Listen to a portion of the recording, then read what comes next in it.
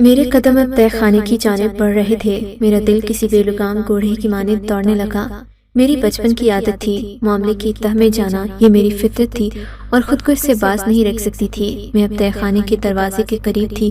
میں نے پھر سے اطراف میں نظریں دوڑائیں۔ پوری تسلی کرنے کے بعد دروازے پر آ کر کھڑی ہو گئی۔ مجھے ڈر بھی لگ رہا تھا کہ اندر نہ جانے کون ہو، کیسا آدمی ہو اور میرے ساتھ کوئی حادثہ نہ ہو جائے۔ میں نے ان تمام خیالات کو جھٹکتے ہوئے چابی تالے میں گھمائی تو تالا کھل گیا۔ میرا نام حریم ہے۔ میں نے ایک گاؤں میں رہائش پذیر تھی۔ میں بچپن سے اپنی ماں کو دیکھتی آ رہی تھی کہ وہ گاؤں کی سب سے مشہور دائی تھی۔ سب کہتے تھے کہ ان کے ہاتھوں میں اللہ تعالیٰ نے بہت شفا رکھی ہے۔ مشکل سے مشکل زچگی کا کیس بھی اماں 5 منٹ میں کر دیتی تھیں۔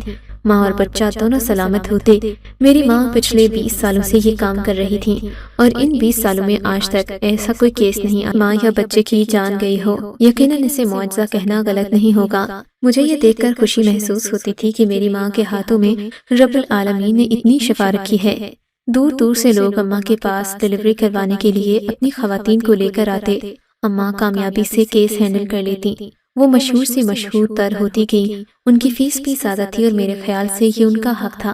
لیکن اس سارے معاملے میں ایک عجیب بات یہ تھی کہ اماں ڈلیوری کے وقت ایک سیاہ رنگ کی ٹوپی والا برقع پہن لیتی اور پھر اپنا کام شروع کرتی۔ میں اماں سے پوچھتی کہ وہ ایسا کیوں کرتی ہیں، تو اماں نے جواب دیا، دیکھو بیٹا، یہ عورتیں آتی ہیں، ان میں سے اکثر دائی سے بنا دیکھے ہی خوف کھاتی ہیں۔ یہ برقع قسمت والا ہے۔ میں نے جب اسے پہنا تب سب صحیح ہوا۔ ایک دن میں نے اس کو نہیں پہنا تھا تو ماں اور بچہ دونوں مرنے پر آ گئے۔ میں پریشان ہو گئی اور سمجھ گئی کہ یہ برقع قسمت والا ہے۔ میں نے فوراً برقع پہن لیا تو ماں اور بچہ دونوں بچ گئے۔ تب میں نے فیصلہ کیا کہ کبھی یہ برقع نہیں اتاروں گی۔ کیس کے وقت عورتیں بھی نہیں ڈریں گی۔ اماں نے بتایا، لیکن اماں، عورتیں دائی سے کیوں ڈرتی ہیں؟ میں نے پوچھا، بیٹا، اصل میں عورتوں کے ذہن میں دائی کا ایک ایسا خاکہ لوگ بنا دیتے ہیں کہ وہ کوئی خوفناک مخلوق ہے۔ زیادہ تر لڑکیاں کم عمر ہوتی ہیں، اسی لیے ڈر جاتی ہیں۔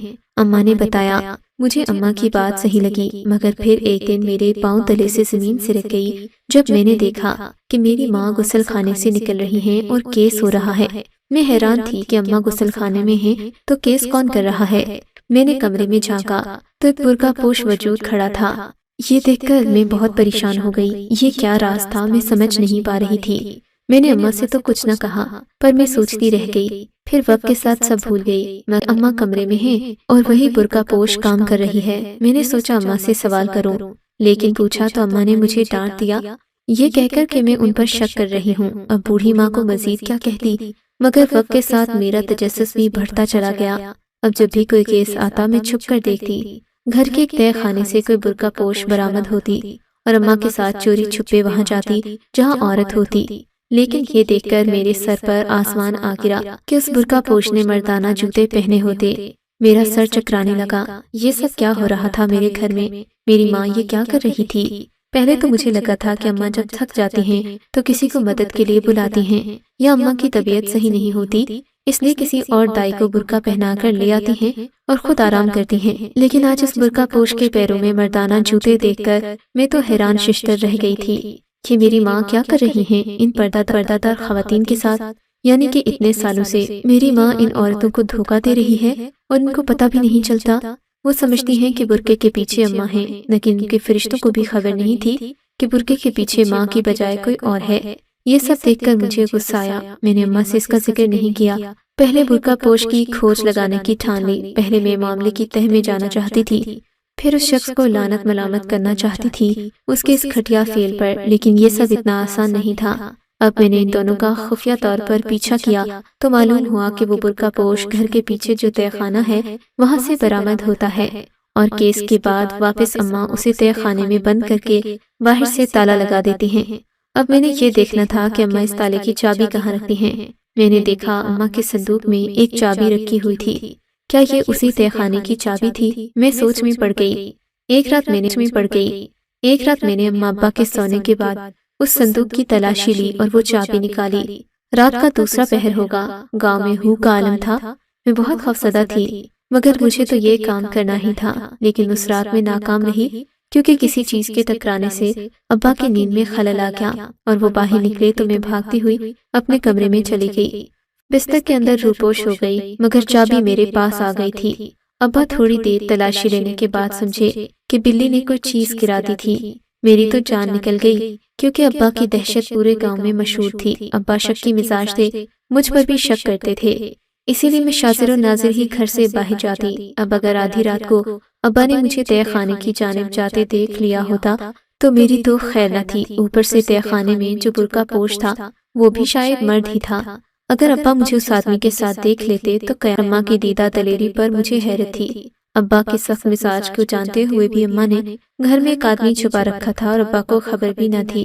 अगर किसी दिन अब्बा ने देख लिया तो अम्मा की खैर नहीं थी। उस दिन के बाद से मैं मोहतात हो गई, मगर मेरा तजस्सुस दिन ब दिन बढ़ता जा रहा था। फिर एक दिन मुझे मौका मिल ही गया। अब्बा के किसी कजिन का इंतकाल हो गया। आधी रात को खबर आई। अब्बा और अम्मा फौरन निकल पड़े। साथ वाले गांव में रहते थे, इसीलिए अम्मा अब्बा दोनों रात को वहां गए। मुझे कहा कि अंदर से कमरे को कुंडी लगा दो। मेरे दोनों भाई शहर में तालीम के सिलसिले में गए हुए थे। मुलाजिमा को मेरे साथ सोने का कहा, दोनों चले गए। मैंने सोचा इससे अच्छा मौका मुझे नहीं मिलने वाला। सुबह होने में कुछ घंटे बाकी थे, क्योंकि सर्दियों की रातें थीं।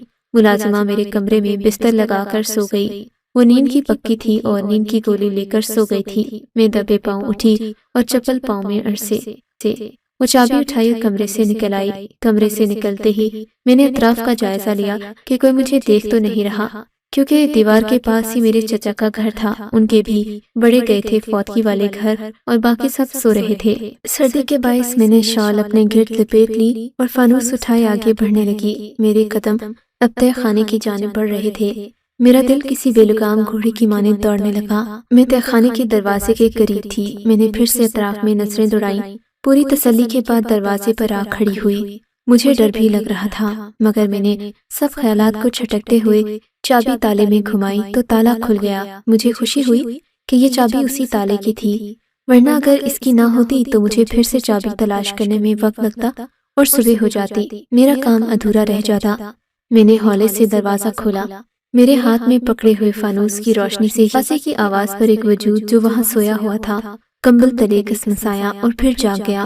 वो बुर्का उसके सामने ही रखा था, यानी कि यही वो बुर्का पोश था। लेकिन जैसे ही उसने कंबल अपने सर से सरका, मेरी जानिब देखा तो मैं देखती रह गई, क्योंकि वो कोई आदमी नहीं बल्कि एक बूढ़ी औरत थी। ये देखकर कि वो एक औरत है, मेरे सारे का सारा खौफ एक पल में गायब हो गया। अब मुझे किसी अजनबी आदमी का खौफ तो नहीं था, मगर अपने अब्बा का खौफ अभी तक था कि कहीं वो वापस ना आ जाए। वो औरत मुझे सवालिया नजरों से देखते हुए उठ बैठी।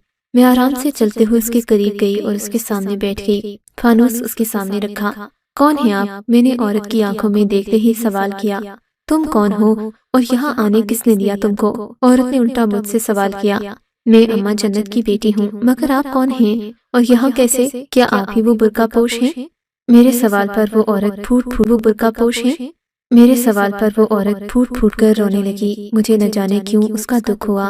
मैंने देखा ये तहखाना एक मुकम्मल घर जैसा तासुर दे रहा था, जैसा कि छोटा सा घर हो। एक रोशनदान भी था, जहाँ से जरूर दिन को रोशनी दाखिल होती होगी। एक खिड़की थी थोड़ी ऊंचाई पर, जहाँ से बाहर का नजारा बासानी देखा जा सकता था। मैंने उसे चुप करवाने की कोशिश की। काफी देर रोने के बाद वो बोली, बेटा तुम यहाँ से चली जाओ, वरना तुम्हारा बाप मेरे साथ साथ तुम्हें और तुम्हारी माँ को भी मार देगा। उस औरत ने कहा, क्यों अब्बा हमें क्यों मारेंगे? मैंने पूछा, ज्यादा सवाल न करो, बस जाओ यहाँ से। वो औरत बहुत डरी हुई थी। डरे मत, अब्बा और अम्मा घर पर नहीं हैं, इसीलिए मुझे यहाँ आने का मौका मिल गया। वो दोनों आज रात नहीं आएंगे। मैंने बताया तो औरत को तसल्ली हुई। अब बताएं आप कौन हैं? मुझे तजस्सुस है, मैंने आपको देखा है। इसी बुर्के के जिक्र किसी से मत करना। ये एक राज है जो पिछले 20 सालों से तुम्हारी और मेरी माँ के दरमियान है। अगर ये राज खुल गया तो इस दिन मेरी और तुम्हारी माँ का आखिरी दिन होगा। वो औरत बोली। फिर मेरे बेहद असरार पर उसने मुझे अपनी कहानी सुनाई। शायद वो भी 20 सालों का गुबार निकालना चाहती थी। उसने बोलना शुरू किया, मैं कोई और नहीं बल्कि तुम्हारी सौतेली माँ हूँ। मैं खूबसूरत थी, नर्स थी, तुम्हारे बाबा से मोहब्बत हो गई। यूं में ब्याह कर अपने शौहर के गांव आ गई, मगर मुझे पता चला कि मेरे शौहर की एक बीवी पहले से है, मगर वो उसे इतना पसंद नहीं करते थे, इसलिए मुझे हमदर्दी होती, मगर मैं क्या कर सकती थी। मैंने भी इस हकीकत को कबूल कर लिया। यहाँ आए हुए मुझे कम ही वक्त हुआ था। جب میں نے اپنے شوہر کی اجازت سے یہاں بھی کیس کروانا شروع کر دیے۔ کچھ ہی وقت میں بہت مشہور ہو گئی۔ میرے پاس کیس آتا تو میں اسے فوراً حل کر دیتی۔ میرے شوہر کی پہلی بیوی اکثر مجھے چھپ چھپ کر دیکھتی۔ میں نے اسے سکھانے کی کوشش کی۔ مجھے لگا اسے بھی یہ سب سیکھنے کا بہت شوق ہے، مگر میں اسے کچھ سکھانا نہیں چاہتی تھی کیونکہ وہ میری سوتن تھی۔ اگر وہ بھی سب کچھ سیکھ لیتی تو ہم برابر ہو جاتے، اسی لیے میں نے نہ کر دی۔ شوہر کے معاملے میں اگر عورت خود غرض ہو جاتی ہے، مجھے بھی ڈر تھا کہ کہیں وہ مجھے چھوڑ نہ دے، لیکن ایسا کچھ نہیں ہوا۔ ابھی مجھے یہاں آئے ہوئے 1 مہینہ ہی ہوا تھا۔ میرا شوہر بہت سخت گیر انسان تھا، مگر وہ اچھا بھی تھا۔ اکثر مجھے اپنے ساتھ باہر لے جاتا۔ ایک دن ہمیں جاگیردار کی شادی کا دعوت نامہ آیا تو شوہر نے مجھے بھی تیار ہونے کا کہہ دیا۔ میں نے بھی کوئی سوال جواب نہ کیا، خاموشی سے تیار ہو گئی۔ میں خوش بھی بہت تھی، اپنے شوہر کے ساتھ باہر جا رہی تھی۔ خوش کیوں نہ ہوتی بھلا، لیکن گھر سے نکلتے وقت جب میں نے اپنی سوتن کو چوری چھپے ہمیں دیکھتے دیکھ لیا تو مجھے اس پر ترس آیا۔ لیکن خیر میں اور میرا شوہر ہم شادی پر آ گئے، مگر یہاں آ کر جو مصیبت آنے والی تھی میں اس سے بے خبر تھی۔ وہاں موجود نامی گرامی لوگوں میں جاگیردار کے بڑے بیٹے کا سب سے چھوٹا اور لاڈلا بیٹا مجھے ہر وقت خود کو گھورتا دکھائی دیا۔ دراصل اسے مجھ سے پہلی نظر میں محبت ہو گئی تھی، مگر میں تو شادی شدہ تھی۔ میں نہ مانی۔ ایک تو مجھے شوہر کا ڈر تھا، اوپر سے یہ سب صحیح بھی نہ تھا، مگر اس کی محبت سچی تھی۔ آخر کب تک انکار کرتی اور 2 بیویوں میں بٹے ہوئے شوہر پر گزارا کرتی۔ مجھے بھی یقین آ گیا۔ پھر ہماری ملاقاتیں ہونے لگیں۔ ہم نے بہت سے وعدے بھی کر لیے، مگر نہ جانے کیسے ایک دن میرے شوہر کو ہماری ملاقاتوں کی خبر ہو گئی۔ اب وہ مجھ پر نظر رکھتا۔ ایک دن واپسی پر اس نے ہمیں ایک ساتھ دیکھ لیا۔ لڑکے کو تو کچھ نہ کہہ سکا کیونکہ وہ جاگیردار کا پوتا تھا، مگر اس نے مجھے بہت مارا۔ میری حالت اتنی بری تھی کہ کوئی بھی دیکھتا تو اسے ترس آ جاتا، مگر اس کا غصہ اتنا بڑا تھا کہ وہ میری جان لینے پر اتر آیا۔ پھر اس نے سوچ لیا کہ وہ مجھے کسی کے لیے نہیں چھوڑے گا بلکہ میری جان لے لے گا۔ تب میں نے تمہاری ماں سے کہا کہ مجھے بچا لو، جو کہو گی میں کروں گی۔ میں اس کے پیروں میں پڑ گئی۔ پتہ نہیں اسے کیا ہوا، لیکن کوئی جواب وہ نہیں دے پا رہی تھی۔ میں بہت روئی، اس کے آگے گڑگڑائی کہ مجھے بچا لو۔ آخرکار اسے مجھ پر ترس آ ہی گیا، مگر میری مدد کرنے سے پہلے اس نے میرے سامنے ایک شرط رکھی۔ میں اس وقت اتنی بے بس اور لاچار تھی کہ بغیر سنے ہی مان گئی۔ اس نے مجھ سے کہہ لیا کہ آج کے بعد جو بھی کیس آیا تم کرو گی، لیکن نام میرا ہوگا۔ میں تمہیں رہنے کے لیے جگہ، کھانے پینے کا سامان مہیا کروں گی، سب سے بڑھ کر تمہاری جان بچا لوں گی اپنے شوہر سے، اور اب سے تم برقعے میں کیس کرو گی۔ میرے لیے اس سے بڑھ کر خوشی کی بات کیا ہو سکتی تھی کہ میری جان خلاصی ہو رہی تھی، ورنہ وہ تو سچ میں غصے میں آ کر مجھے قتل ہی کر ڈالتا۔ غلطی تو مجھ سے ہوئی تھی، لیکن اس کا احساس بہت دیر بعد ہوا۔ اب کوئی مرد یہ برداشت نہ کرتا، اس لیے میرے شوہر سے بھی یہ سب برداشت نہ ہوا۔ لیکن قتل بہت بڑی سزا تھی، جس سے اس دن فرشتہ بن کر میری ہی سوتن نے مجھے بچا لیا۔ پھر اس نے مجھے یہاں تہ خانے میں چھپا دیا اور کہا کہ یہاں تمہیں کھانا بھی ملے گا، میں تمہیں سب کچھ دوں گی، شوہر سے بھی بچا لوں گی، اگر کہو تو آدھے پیسے بھی دوں گی، مگر تم کبھی یہاں سے باہر نہیں آؤ گی اگر اپنی جان کی فکر ہے۔ اگر کبھی تم نکل آئیں تو میں کچھ نہیں کر پاؤں گی۔ اس طرح میں مان گئی، مگر جو بات سب پوچھتے اور یقین نہیں کرتے وہ یہ کہ میرے ہاتھ میں ایسی کون سی جادو کی چھڑی تھی جو کیس 5 منٹ میں ہو جاتا۔ تو اس کا بھی ایک قصہ تھا۔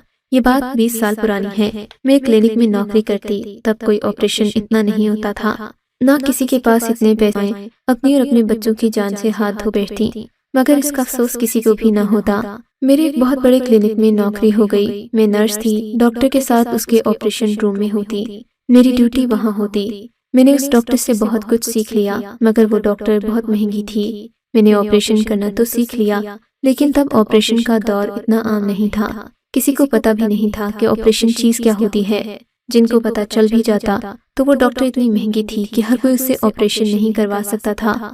خیر عام دنوں کی طرح میں بھی روز ڈیوٹی پر آتی، اپنی نوکری اچھے سے کرتی اور گھر چلی جاتی۔ لیکن ایک دن ایک کیس آیا جس میں ایک لڑکی درد سے تڑپ رہی تھی، اس کے آنسو نہیں رک رہے تھے۔ اس کو دیکھتے ہی مجھے بہت افسوس ہوا کیونکہ ان کے پاس پیسے نہیں تھے۔ اس کی ماں نے ڈاکٹر کی بہت منتیں کیں، اس کے پاؤں پڑ گئی، مگر ان کو تو بس پیسے سے غرض تھی۔ کسی کی جان جا رہی ہے اس سے انہیں کوئی فرق نہ پڑتا تھا۔ کون سا ان کے گھر سے کوئی آیا تھا؟ آپریشن کروانا ہے تو پیسے جمع کرواؤ، ورنہ کسی اور جگہ اپنی بیٹی کو لے جاؤ۔ ڈاکٹر یہ کہتے ہی وہاں سے چلی گئی۔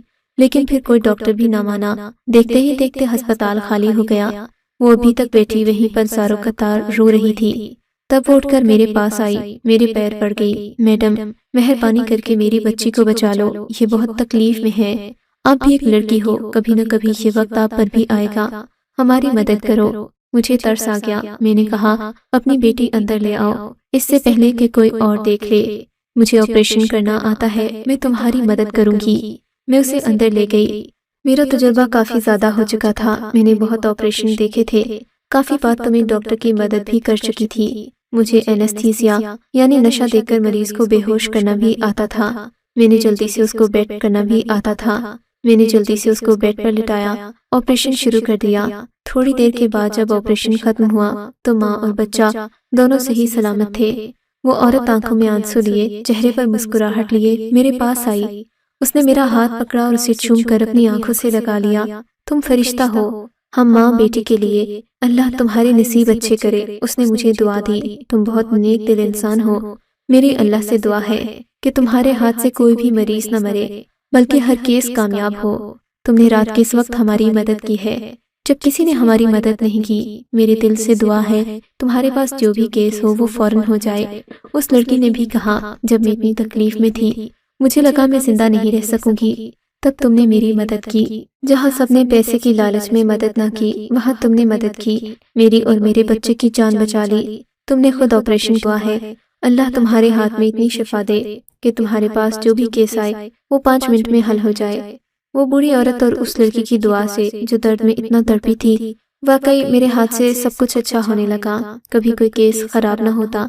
اس طرح میں مشہور ہو گئی، مجھے عزت ملی، مگر میں کبھی بھی اس بوڑھی اماں اور لڑکی کو بھول نہیں پائی۔ یہ تو میرے ہاتھ کی کرامت کی بات تھی، بس تب سے میں یہی ہوں، اس قید خانے میں۔ یہاں کی 4 دیواری میرا سب کچھ ہے۔ تو بہت سونی ہے، پہلے تو بہت چھوٹی تھی، مجھے کہتی تھی میں تیرا بھائی لاؤں گی، لیکن شاید میری قسمت ہی خراب تھی، نصیب میں نہیں تھا۔ برقع اس لیے پہنتی ہوں کہ کوئی پہچان نہ لے۔ چل اب تو جا میری بچی، یہاں سے چلی جا، تیرا باپ آ گیا، اگر اسے میرا پتہ چل گیا تو وہ میرے ساتھ تجھے بھی مار دے گا۔ میں اپنا سا دماغ لے کر اپنے کمرے میں آ گئی۔ میری سمجھ میں نہیں آ رہا تھا کہ چھوٹی امی سے غلطی ہوئی تھی، کرنے کی کوشش کرنا سراسر غلط تھا، اور میری اپنی ماں، اس نے کیا کیا، اس نے بھی مجبوری کا فائدہ اٹھاتے ہوئے ان کو قید کر لیا، ان کو اپنی باندی بنا لیا، ان سے کام لیتی، بدلے میں ان کو سب کی نظر میں عزت ملتی، اور خود اپنی ماں کی طرح بننا چاہتی تھی، لیکن اب نہیں، اب میں ان کو قید سے رہا کروا کر ہی رہوں گی۔ یہ سوچتے ہی میں سو گئی، مگر انجان تھی، وہ اوپر بیٹھی ذات تو سب جانتی ہے، مجھے نہیں معلوم تھا وہ خود ہی اس کی آزادی کا پروانہ مجھے تھمانے والی ہے۔ اگلے دن اٹھی تو گھر میں کوہرام مچ چکا تھا، میری ماں اپنا سینہ پیٹ رہی تھی، پاس ہی میرے باپ کی میت پڑی تھی۔ اماں کے لاکھ منع کرنے کے باوجود بابا نہ مانے اور رات ہی وہاں سے واپسی کے لیے روانہ ہو گئے۔ راستے میں لوٹ مار کرنے والے ڈاکو آئے، ابا مقابلہ کرنے چلے، جس کی وجہ سے ڈاکو نے ان کی جان لے لی اور ابا اللہ کو پیارے ہو گئے۔ مجھے بھی افسوس تھا، جیسا بھی تھا میرا باپ تھا، کچھ دن ایسے ہی گزرے۔ مجھے بھی افسوس تھا، جیسا بھی تھا میرا باپ تھا، کچھ دن ایسے ہی گزر گئے۔ اس پریشانی میں قید میں موجود سوتیلی ماں کو بھول گئی، لیکن جب آج ایک کیس آیا تو ذہن میں وہ بات یاد آئی۔ اب میں اماں سے سیدھی سیدھی بات کرنے والی تھی۔ ماں، تو نے صحیح نہیں کیا، بہت ظلم کیا ہے، اگر مدد کرنا تھی تو اسے کسی محفوظ جگہ بھیج دیتی، اس طرح قید نہ کرتی۔ اب ابا چلا گیا، اب کوئی مجبوری نہیں، اسے آزاد کر دے۔ اماں نہ مانی، پر میں نے دروازہ کھول دیا۔ اس کی حالت دیکھ کر اماں کا دل بھی نرم ہوا، مگر سوتیلی ماں نے جانے سے منع کر دیا۔ کہنے لگی، اب میں کہاں خار ہوتی پھروں گی، تم نے میری جان بچائی، تمہارا بہت شکریہ، اب مجھے یہیں رہنے دو، کیس میں کروں گی، اس سے ہم اپنی روزی روٹی لے کر رہیں گے۔ میں یہاں سے چلی گئی تو تم دونوں کو کوئی نہیں پوچھنے والا۔ تو نے میرے ساتھ نیکی کی، مجھے قید سے رہا کروایا، اب میری نیکی سمجھ لو۔ مجھے اب ایک تہہ خانے میں رہتے ہوئے بہت سے رشتوں سے محروم ہوں، ان میں ایک رشتہ ماں کا بھی ہے، جو مجھے تب تو ماں بننے کا سکھ نہ ملا، لیکن اب مجھے خود کو محسوس کر لینے دو۔ تو میری بھی تو بیٹی ہے، تب سے میں اور میری دونوں مائیں ساتھ رہتی ہیں۔ میں نے اپنی سوتیلی ماں کو قید سے رہا کروا کر اچھا کیا یا برا، یا ان کی اپنے شوہر سے بے ایمانی کی یہی سزا تھی کہ وہ ساری عمر قید میں رہتی؟